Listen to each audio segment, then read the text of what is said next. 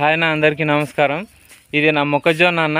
ఇగో మేము ఇట్లా పండించి ఈ విధంగా తయారు చేసి మేము అమ్ముతుంటే మాకు గిట్టుబాటు ధర క్వింటాలకు 2000 రూపాయలు అన్న. మరి పైన పాపకండ్లు తయారు చేయడానికేనేమో అక్కడ వేలు కోట్లు అక్కడ వస్తుంటాయి అన్న.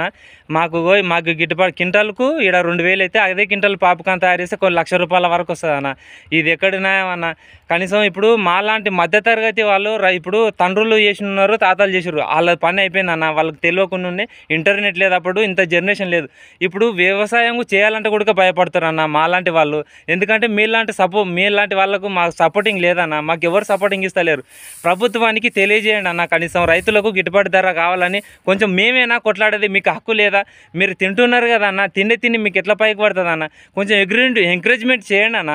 మీకు ఇప్పుడు మొత్తం టిక్టాక్లు తయారైనాయి, ఇప్పుడు వాట్సాప్లు, ఫేస్బుక్లు ప్రతి ఒక్కటి ఉన్నాయి కదా. ప్రభుత్వాన్ని హెచ్చరించండి. ఒకరు కాదు, ఇద్దరు కాదు, 10 మంది, అంతమంది ఉన్నారు కదా. హెచ్చరిస్తే ఏం కాదన్న.